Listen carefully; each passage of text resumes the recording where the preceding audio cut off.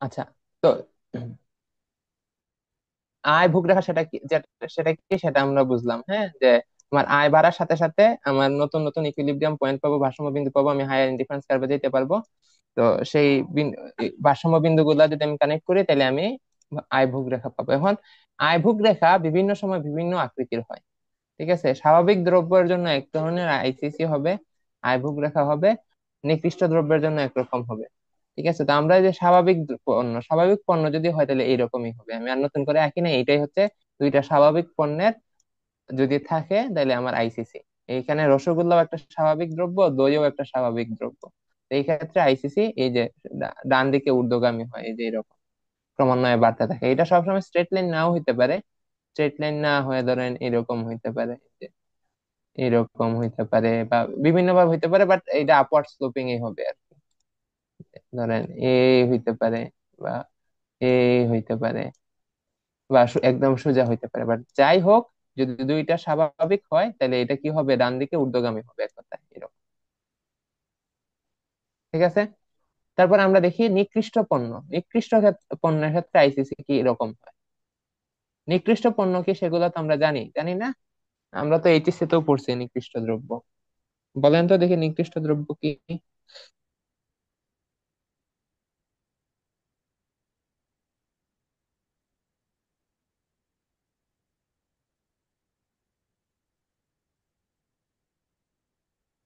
Hello? Hello?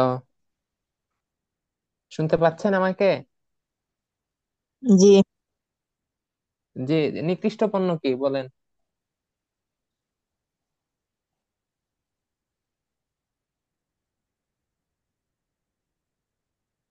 নিকৃষ্ট পণ্য কিটা?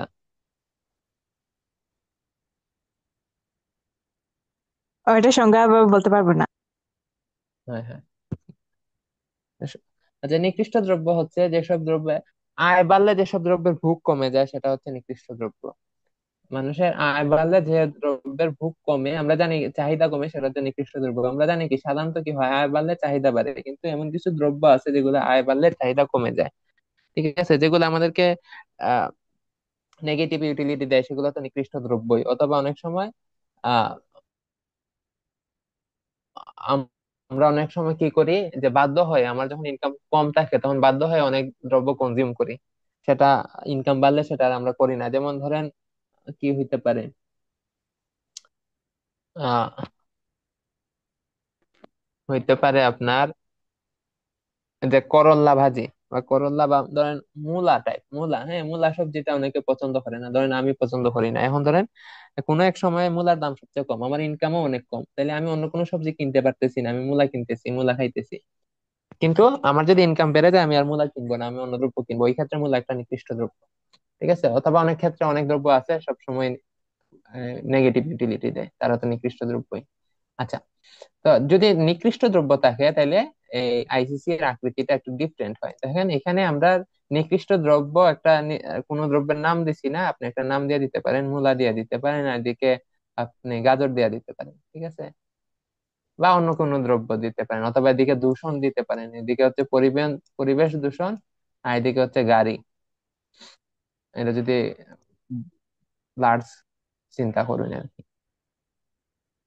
আচ্ছা, কিছু দরকার নাই, আপনাদের বই টই এরকমই থাকে, নিকৃষ্ট দ্রব্য আর স্বাভাবিক দ্রব্য লেখা।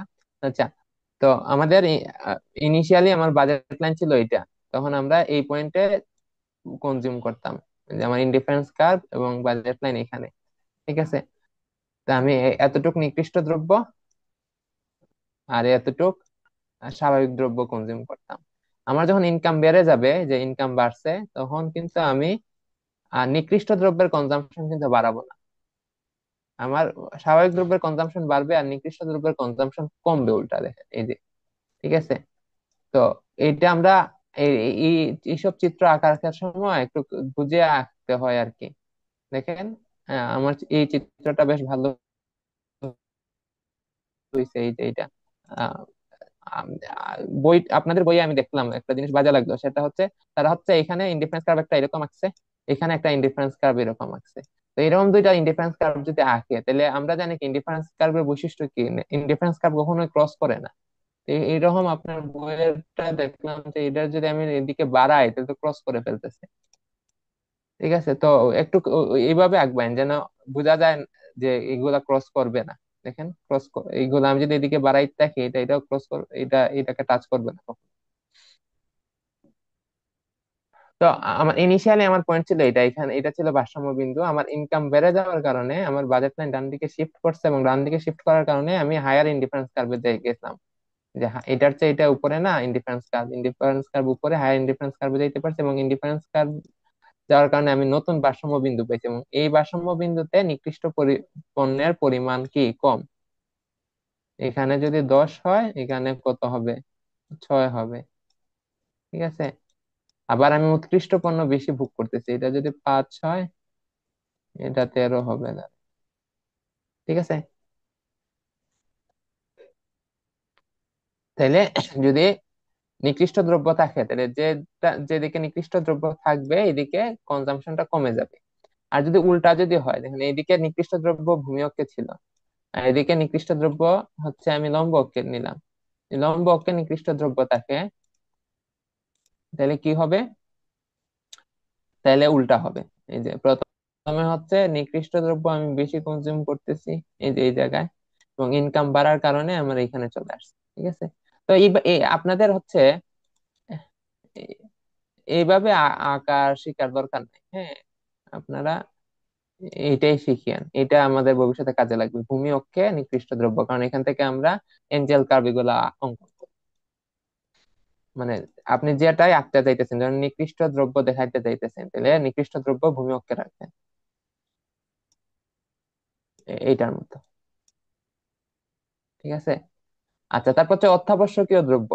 এখন অনেক সময় নিত্য প্রয়োজনীয় দ্রব্য থাকে যেগুলা হচ্ছে আমাকে এডিশনাল কিসের জন্য, কনজাম্পশনের জন্য আমি খুব বেশি ইউটিলিটি পাই না। আমার বেশি কি করার দরকার নাই, বেশি আমরা কনজিউম করি না, যতটুকু দরকার ততটুকুই কনজিউম করি, এরকম দ্রব্য আছে না।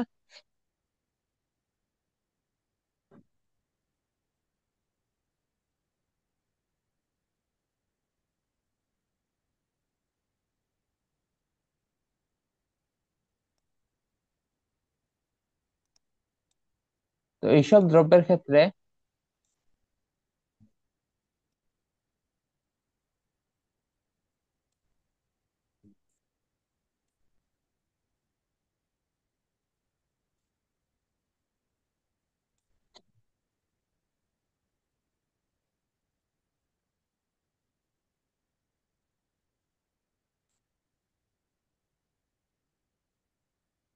ধরেন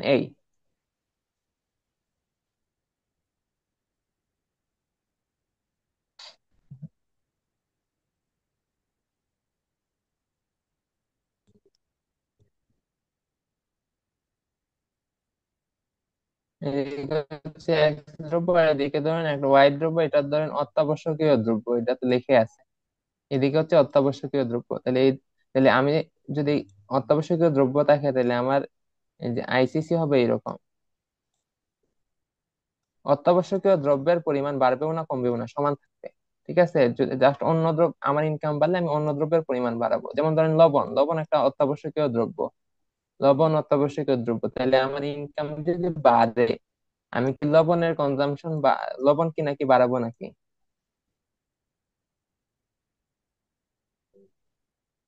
ইনকাম বাড়লে কিন্তু লবণ ক্রয় করা আমি বাড়াবো না, আমি অন্য যে দ্রব্য আছে সেটা ক্রয় করা বাড়াবো। ঠিক আছে, তো আর এদিকে যদি অত্যাবশ্যকীয় দ্রব্য থাকে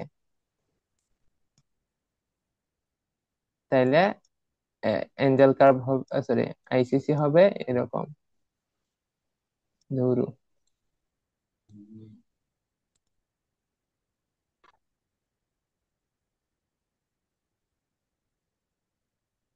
এরকম হবে। ঠিক আছে, এদিকে যদি অত্যাবশ্যকীয় দ্রব্য হয়, মানে যেদিকে অত্যাবশ্যকীয় দ্রব্য হবে এদিকে আমার অত্যাবশ্যকীয় দ্রব্যের কোয়ান্টিটি বাড়বেও না কমবেও না ইনকাম বাড়ার কারণে। ঠিক আছে, অন্যটা বাড়বে কম। বুঝতে পারছি? হ্যালো, রেসপন্স করিয়েন, আমি অনেক সময় বুঝি না, আমার নেটওয়ার্ক তো খুব বেশি ভালো না, আমি অনেক সময় ডিসকানেক্টও হয়ে যাই, তা আমি নিশ্চিত থাকি জি, না আমি বুঝতে কি পারছি। আছি না নাই। আচ্ছা, এখন খুবই গুরুত্বপূর্ণ এঞ্জেল রেখা, এঞ্জেল কার্ভ। এঞ্জেল কার্ভ হচ্ছে আয়ের সাথে, ভোক্তার আয়ের সাথে চাহিদা সম্পর্ক দেখায়। আমাদের চাহিদা রেখা কি দেখায়? চাহিদা রেখা দেখায় হচ্ছে দামের সাথে চাহিদার পরিমাণ। আর যদি আমরা আয়ের সাথে চাহিদার পরিমাণ দেখাই, আয়ের সাথে চাহিদার সম্পর্ক যদি প্রকাশ করি, তাহলে রেখা যে রেখার দ্বারা প্রকাশ করব সেটা হচ্ছে এঞ্জেল কার্ভ। এঞ্জেল কার্ভ আর ডিমান্ড কার্ভ একই রকম। ইনকাম ডিমান্ড কার্ভটা হচ্ছে এঞ্জেল এঞ্জেল কার্ভ, আর হচ্ছে প্রাইস ডিমান্ড কার্ভটা হচ্ছে ডিমান্ড কার্ভ। দামের সাপেক্ষে চাহিদা দেখালে সেটাকে আমরা চাহিদা রেখা বা ডিমান্ড কার্ভ বলি, আর আয়ের সাপেক্ষে চাহিদা দেখালে সেটাকে আমরা এঞ্জেল রেখা বলি, এঞ্জেল কার্ভ বলি। ঠিক আছে? তো যে রেখা ভোক্তার আয়ের সাথে চাহিদার সম্পর্ক দেখায় তাকে এঞ্জেল রেখা বলে, একদম কমন উত্তর। এটা নিয়ে তো কোনো ঝামেলা নাই। তারপরে এঞ্জেল রেখা হচ্ছে বিভিন্ন ধরনের দ্রব্যের জন্য বিভিন্ন রকমের হয়। যেমন স্বাভাবিক দ্রব্যের এঞ্জেল রেখা, স্বাভাবিক দ্রব্যের এঞ্জেল রেখা কি হবে? যে ধরেন এদিকে একটা স্বাভাবিক দ্রব্য, এক্স দ্রব্য, এদিকেও একটা স্বাভাবিক দ্রব্য আছে, এক্স দ্রব্য। আচ্ছা, এদিকে যাই হোক, এদিকে স্বাভাবিক দ্রব্য থাক আর যে কোনো দ্রব্য থাক, এটা কোনো অসুবিধা নাই। ভূমি অক্ষে স্বাভাবিক দ্রব্য রাখতে হবে। ঠিক আছে?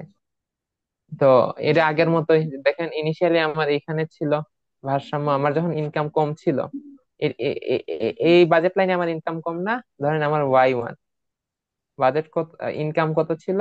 Y1। তখন আমার ইকুইলিব্রিয়াম ছিল এতটুকু, মানে আমি এক্স দ্রব্য এতটুকু কনজিউম করতাম। তাহলে আমি এক্স দ্রব্য যে Q1 পরিমাণ কনজিউম করতাম কখন? যখন আমার ইনকাম Y1 ছিল। ঠিক আছে? এখানে আবার ইনকাম যখন আমার বাড়ছে, Y2 হইছে, তখন আমার বাজেট লাইন কি করছে? ডান দিকে শিফট করছে, ডান দিকে শিফট করে এখানে চলে গেছে, যে ওয়াই ওয়ান থেকে Y2 হওয়ার কারণে, যার কারণে আমার নতুন ইকুইলিব্রিয়াম পয়েন্ট হচ্ছে E2। আমি হায়ার ইন্ডিফারেন্স কার্ভে গেছি, অর্থাৎ আমি এক্স দ্রব্য আগের তুলনায় বেশি কনজিউম করতেছি। কতটুকু কনজিউম করতেছি? Y2 পরিমাণ। কখন করতেছি? যখন আমার ইনকাম বেড়ে Y2 হয়েছে। সরি, এটা Q2 পরিমাণ। কখন হয়েছে? যখন আমার আয় আয় বেড়ে Y2 হয়েছে। তাহলে এই E2 পরিমাণ, এই টু পয়েন্টে, তাহলে আমি যদি এই দুইটা পয়েন্ট কানেক্ট করি, তাহলে আমরা এঞ্জেল কার্ভ পাবো। বুঝতে পারছেন?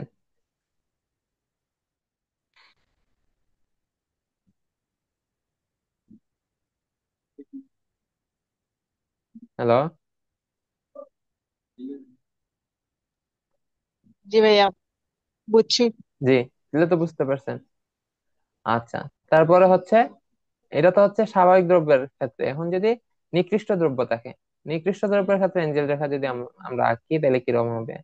যে দ্রব্যের নিকৃষ্ট এঞ্জেল রেখা আঁকবো, আমরা ওই ধরনের দ্রব্যকে সবসময় ভূমি অক্ষে রাখবো। ঠিক আছে? তো নিকৃষ্ট দ্রব্য রাখলাম ভূমি অক্ষে, আর এদিকে এদিকে হচ্ছে স্বাভাবিক দ্রব্য।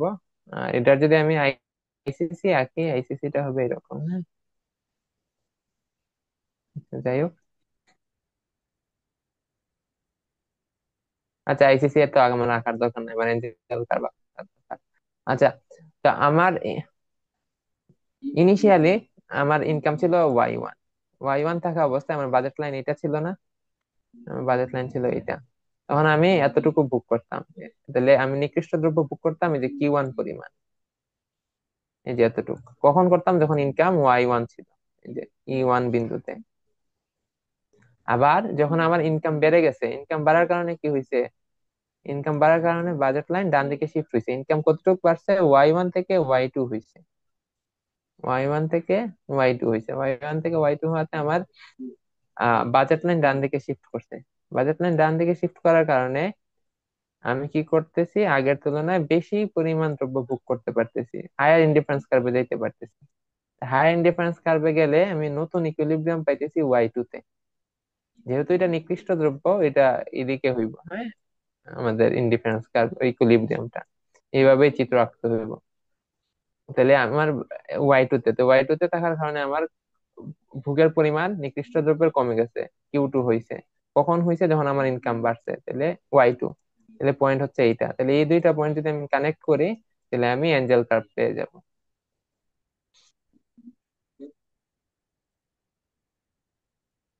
বুঝা গেছে?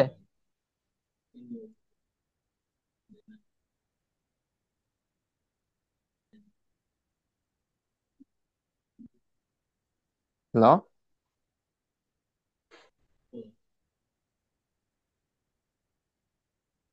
হ্যালো, আছেন আপনারা? জি আছে। নাকি জি, ওকে। এটা বুঝছেন? জি বুঝছি। আচ্ছা, এখন বলেন তো যে স্বাভাবিক দ্রব্যের এঞ্জেল কার্ভ এবং নিকৃষ্ট দ্রব্যের এঞ্জেল কার্ভের পার্থক্য কি? পার্থক্য কি?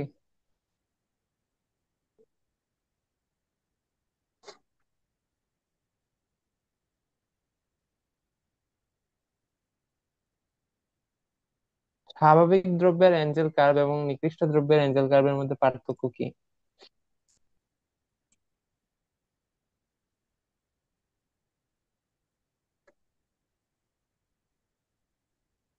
দেখেন, স্বাভাবিক দ্রব্যের এঞ্জেল কার্ভ হয় ডান দিকে ঊর্ধ্বগামী, অর্থাৎ আয় বাড়লে চাহিদা বাড়ে। দেখেন, ঊর্ধ্বগামী, আয় বাড়ছে চাহিদা বাড়ছে।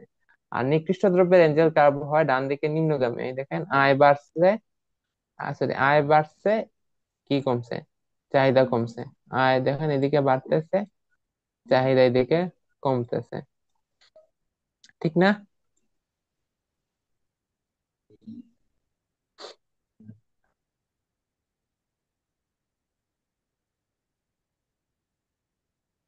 হ্যালো। জি ভাইয়া। ঠিক আছে তো, এটা মনে রাখতে হবে, নিকৃষ্ট দ্রব্যের এঞ্জেল কার্ভ ডান দিকে নিম্নগামী হয়। তারপর হচ্ছে নিরপেক্ষ দ্রব্য এবং এঞ্জেল কার্ভ, যদি আমাদের ওই যে লবণের মতো, হ্যাঁ, বা এমন কোন দ্রব্য যেটা থেকে আমি আর এডিশনাল কোনো কিছু পাইতেছি না, এই ধরনের কোন দ্রব্য যদি থাকে, তার এঞ্জেল কার্ভ কি হবে? তার এঞ্জেল কার্ভ হবে ভার্টিকাল। আচ্ছা, এটা এখানে আর কি। আচ্ছা, এখন নিরপেক্ষ,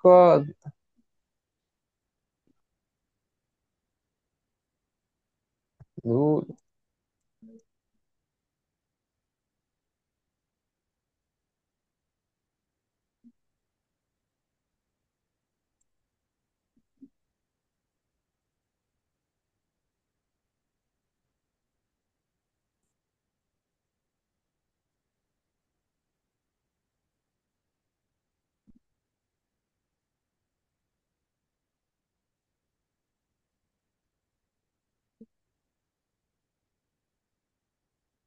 আচ্ছা,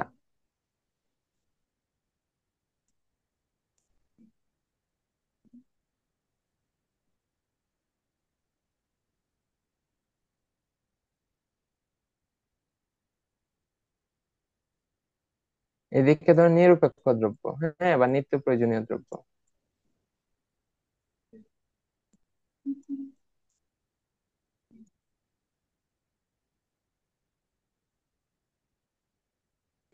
ঠিক আছে তো, আমার প্রথমে আমার ইনকাম ছিল ধরেন Y1, যে এইখানে আমার ইনকাম যখন এইখানে ছিল, তো আমার বাজেট লাইন ছিল এইটা। তো বাজেট লাইন এটা থাকে, আমার ইকুইলিব্রিয়াম হচ্ছে এতটুকু, এইখানে তো, এইখানে ইকুইলিব্রিয়াম মানে আমি এই এই নিরপেক্ষ দ্রব্য ভোগ করতেছি এতটুকু, Q1, এইখানে, এই পয়েন্ট। আবার আমার ইনকাম ধরেন বাড়ছে, বাইরে হয়েছে Y2। Y2 হওয়াতেই তো আমার কি হয়েছে, বাজেট লাইন ডান দিকে শিফট করছে। তাহলে আমার পরবর্তীতে আমার ইকুইলিব্রিয়াম পয়েন্ট কোথায়? এখানে। এইখানে আমি কতটুকু ভোগ করতেছি? সেম সমান সংখ্যক ভোগ করতেছি না?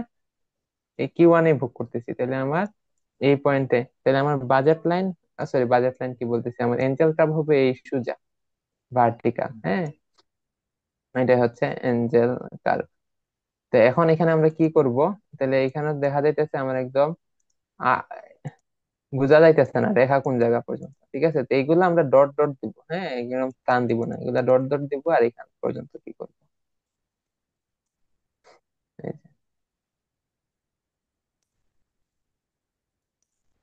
এই যে। ঠিক আছে তো, আমার যদি কি হয়, নিরপেক্ষ রেখা হয়, তাহলে তার এঞ্জেল কার্ভ হচ্ছে ভার্টিক্যাল হবে। ঠিক আছে, এঞ্জেল কার্ভ কি হবে? লম্বকে সমান্তরাল হবে, অর্থাৎ আয় বাড়লেও আমার কোনো, এটার কোনো চাহিদার কোনো রূপ পরিবর্তন হবে না। ঠিক আছে, এখন আমরা দেখবো হচ্ছে খুবই গুরুত্বপূর্ণ পরিবর্তক প্রভাব। ঠিক আছে, আপনারা হচ্ছে ওই যে আয় প্রভাব এবং পরিবর্তক প্রভাব নিয়ে থেকে প্রশ্ন আসে, বা বিকল্প প্রভাব মানে হচ্ছে substitution effect and income effect. Total effect সমান সাবস্টিটিউশন ইফেক্ট এবং ইনকাম ইফেক্ট। যে আপনার জুমা আক্তারে প্রশ্ন দিলেন যে টার্ম টেস্টের জন্য, ঠিক আছে, ওই জায়গা তো প্রশ্ন আছে, এটা আসবে। এবং এই দ্বিতীয় বর্ষের অন্যতম মেইন ফোকাসই হচ্ছে এইটা। হ্যাঁ, আমরা উম, আলাদাভাবে পরিবর্তন প্রভাব এবং হচ্ছে আয় প্রভাব দেখাবো। আচ্ছা, আমরা এতক্ষণ যাগুলা দেখছি সেগুলা হচ্ছে আমাদের ভারসাম্য চেঞ্জ হয়েছে কিসের জন্য? ইনকাম চেঞ্জ হওয়ার জন্য। ইনকাম চেঞ্জ হওয়ার জন্য না? সব ইনকাম চেঞ্জ হওয়ার জন্য। এখন আমরা দেখব যদি দাম চেঞ্জ হয় তখন কি হবে। ঠিক আছে, দাম যদি চেঞ্জ হয়, তো দাম চেঞ্জ হলে পরিবর্তক প্রভাব দেখা দেয়। হ্যাঁ, ধরেন আমার বাজেট লাইন ছিল এইটা, এদিকে ছিল ধরেন আহ সিঙ্গারা। হ্যাঁ, আর এদিকে ছিল ধরেন কি বলবো, একটা দ্রব্যের নাম বলেন তো। কেক।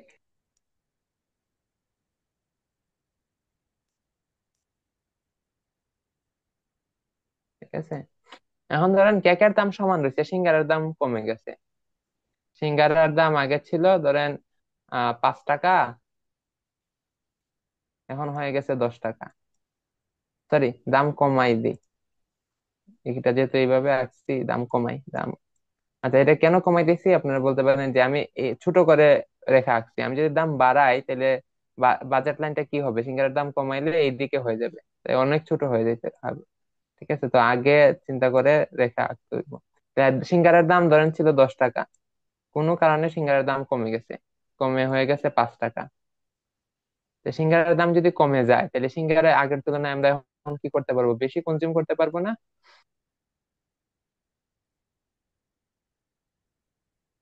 হ্যালো? জি। ঠিক আছে, তো এখানে ছিল কখন ছিল, যখন সিঙ্গারার দাম ছিল 10 টাকা, আর এখানে হচ্ছে যখন 5 টাকা। ধরেন আমার ইনকাম হচ্ছে 100 টাকা। 100 টাকা ইনকাম অবস্থায় আমি 10 টাকা যখন ছিল তখন আমি 10টা সিঙ্গারা বুক করতে পারতাম। আর 5 টাকা দাম হতে আমি 20টা সিঙ্গারা বুক করতে পারি। আর কেক তো 10 টাকা করে, ধরেন 10 টাকা করে হইলে আমি কেক 10টা 10 টাকা। কনজিউম করতে পারি। ঠিক আছে, এই হচ্ছে অবস্থা। তাহলে আমি আগে কি করতাম, আমার আগে ভারসাম্য বিন্দু ছিল এইটা, ধরেন এইখানে। এই- আমি এইখানে কনজিউম করলে আমি সবচেয়ে বেশি ইউটিলিটি পাইতাম। উম, যে হায়ার, যে বাজেট লাইন ইনডিফারেন্স কার্ভের টেনজেন্ট হয়, মানে আমি সর্বোচ্চ ইনডিফারেন্স কার্ভ এইটাতে আমি পৌঁছাইতে পারছি এই বিন্দুতে, তাহলে আমি এতটুকু কনজিউম করতাম। হম, এখন যেহেতু আমার কি কমছে, সিঙ্গারার দাম কমছে, তাহলে আমি আরো, দেখেন তো এখন আমার হায়ার ইনডিফারেন্স, আমার বাজেট লাইন কি ডান দিকে হালকা প্যারালাল শিফট করে না, কিন্তু ইম্প্যারালাল শিফট তো করছে, যার কারণে আমি এখন হায়ার ইনডিফারেন্স কার্ভে যেতে পারবো না। দেখেন তো, আবার বলেন কি আমরা বলছেন? হায়ার ইনডিফারেন্স কার্ভে যাইতে পারতেছি না,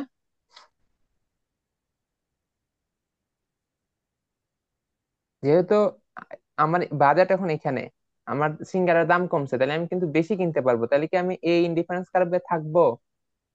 না। আমি এখন উপরে, আমি এখন বেশি কনজিউম করতে পারবো। হ্যাঁ, আমি এখন হায়ার ইন্ডিফারেন্স কার্ভে যেতে পারবো। ধরেন আমি গেলাম আইসি 2 তে, এটাতে যেতে পারবো, এটা 1, এটা 2। এই যে এখন আমি গেলাম, তো এখানে হচ্ছে দুইটা প্রভাব আছে। এই যে এখান থেকে এখানে গেলাম, এখানে কয়টা প্রভাব আছে? দুইটা প্রভাব আছে, একটা হচ্ছে ইনকাম ইফেক্ট, একটা হচ্ছে সাবস্টিটিউশন ইফেক্ট বা পরিবর্তন প্রভাব। একটা হচ্ছে আয় প্রভাব, একটা হচ্ছে পরিবর্তন প্রভাব। তো এইটা পরিবর্তক প্রভাবটা দুইজন ব্যক্তি দুইভাবে ব্যাখ্যা করছে। দুইজন ব্যক্তি দুইভাবে ব্যাখ্যা করছেন, একটা হচ্ছে হিক্স হিক্স আর একটা হচ্ছে হিক্সিয়ান ডিমান্ড ফাংশন, এন্ড হচ্ছে মার্শালিয়ান ডিমান্ড ফাংশন। আচ্ছা, ওইটা তো, আচ্ছা, হিক্স এবং স্লাটস্কি। ঠিক আছে, হিক্স একভাবে ব্যাখ্যা করছেন এবং স্লাটস্কি একভাবে ব্যাখ্যা করছেন। তো একজন বলছেন কি, যে পরিবর্তন প্রভাবটা, এই যে বর্তমানে আমার কি, এই যে আমি এখন সিঙ্গারা বেশি ভোগ করতেছি, সিঙ্গারা বেশি ভোগ করতেছি না? আগে এতটুকু সিঙ্গারা ভোগ করতাম, ধরেন 4টা সিঙ্গারা খাইতাম, এখন আমরা কি সিঙ্গারা বেশি খাইতেছি না? জি। এখন ধরেন আচ্ছা। 8টা সিঙ্গারা খাইতেছি, এই যে সিঙ্গারা খাওয়া বাড়ছে এটা দুইটা কারণে বাড়ছে।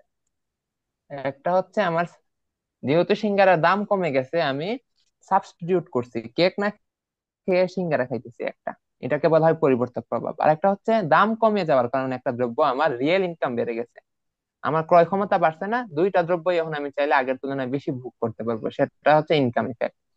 আচ্ছা, তো এই দুইটা ইফেক্ট কে পার্থক্য করানোর জন্য, আলাদাভাবে দেখানোর জন্য হিগস যে কাজটা করছেন সেটা হচ্ছে এই বর্তমানে যে আমি কিতে আছি, কি বলে, ইনডিফারেন্স কার্ভে আছি, সেখানে আমার পূর্বের যে বাজেট লাইন ছিল, বাজেট লাইনের স্লোপ অনুযায়ী যদি আমি আরেকটা বাজেট লাইন ড্র করি, সরি, এটা খাতায় এঁকে ফেললে ভালো হইতো। ধরেন এটাই, হ্যাঁ ধরেন এটা, এটা প্যারালাল, অর্থাৎ বর্তমানে আমি কি করতেছি, আমার যেহেতু দাম কমে গেছে সিঙ্গারার, তাইলে আমি আমার বাজেট লাইন ডান দিকে শিফট করছে, আমি বেশি কনজিউম করতে পারতেছি, তাইলে এই জায়গায় কনজিউম করতে পারতেছি। এখন এই জায়গায় যদি আমার কি হইতো, এই আমি তাহলে এখন কি করতে পারতেছি, এই ইনডিফারেন্স কার্ভে থাকতে পারতেছি, হ্যাঁ, হায়ার ইনডিফারেন্স কার্ভে। এখন এই হায়ার ইনডিফারেন্স কার্ভ, এই ইনডিফারেন্স কার্ভে যদি আগের দাম থাকতো, সিঙ্গারার দাম যদি 10 টাকাই থাকতো, তাইলে যে বাজেট লাইন হইতো, সে আগের দাম থাকা অবস্থায়, আগের দাম থাকলে, আগের দাম থাকলে